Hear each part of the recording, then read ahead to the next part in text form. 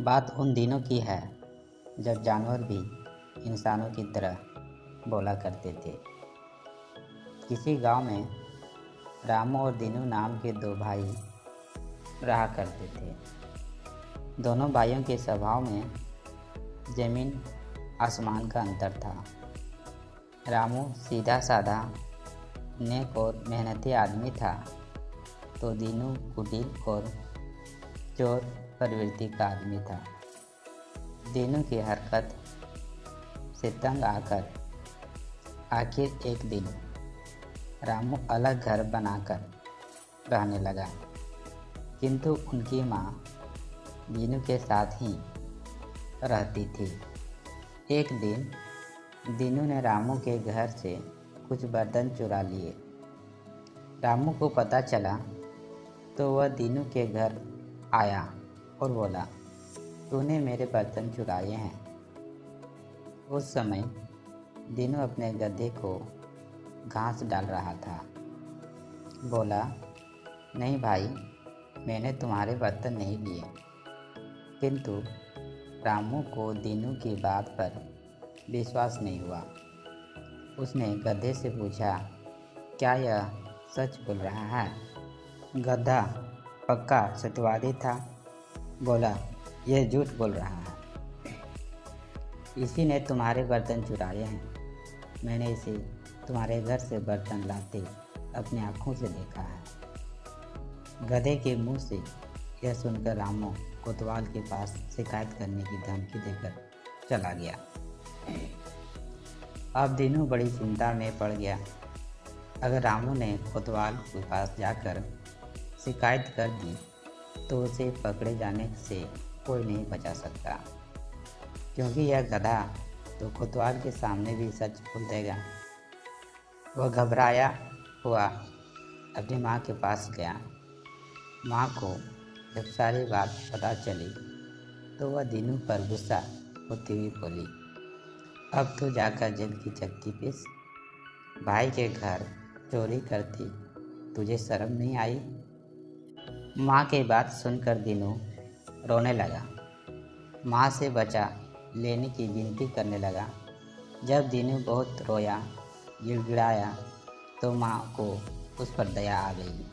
उसने पहले तो दीनू से भविष्य में चोरी न करने की प्रतिज्ञा करवाई, फिर उसे बचा लेने का आश्वासन दिया।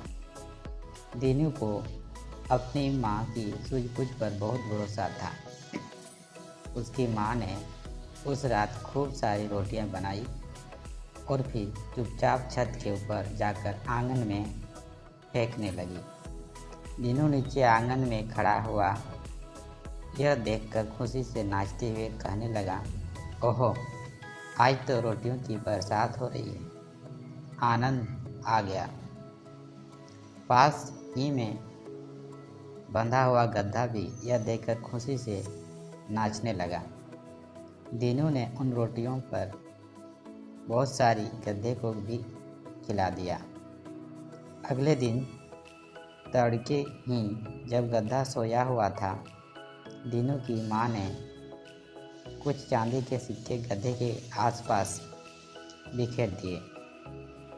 उजाला होने पर जब ये लोग जाग गई तब दीनू और उनकी माँ खुशी से नाचते हुए कहने लगे, देखो, आज मैं जो रोटियां बरसी थी उन्हें खाकर हमारे गधे ने लीद में चांदी के सिक्के दिए हैं।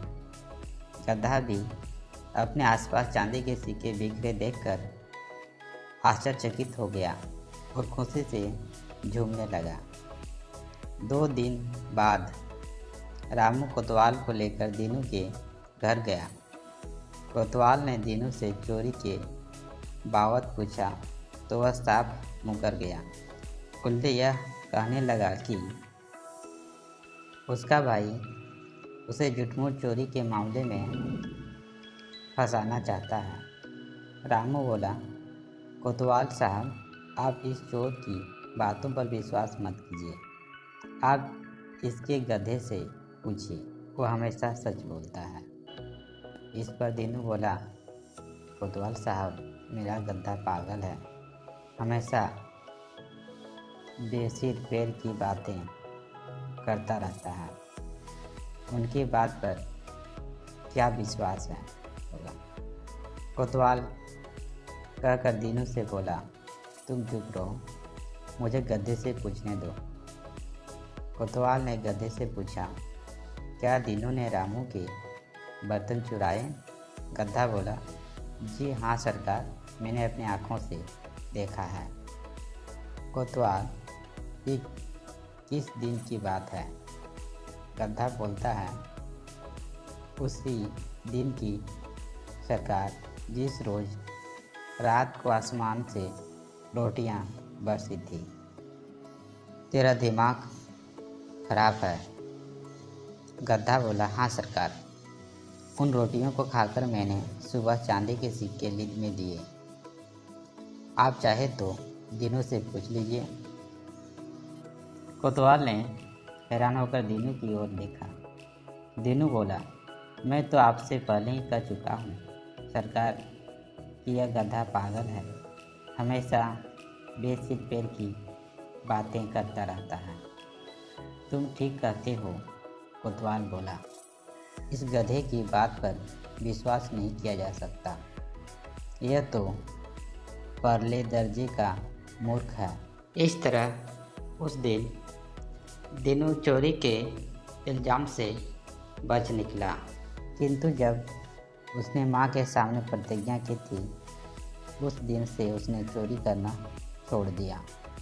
माँ के कहने पर उसने रामू के बर्तन भी वापस कर दिए और उसके पैर पकड़कर उससे क्षमा मांग ली, किंतु गधा उस दिन से खामोश हो गया। कहते हैं उसी दिन से गधे ने चुप्पी साध रखी है। अब वह किसी बारे में कोई टिप्पणी नहीं करता। उसकी समझ में आ गया कि मानव बुद्धि और सूझबूझ के आगे उसका सीधा साधा सच भी झूठा में बदल सकता है। उसे मूर्ख ठहराया जा सकता है।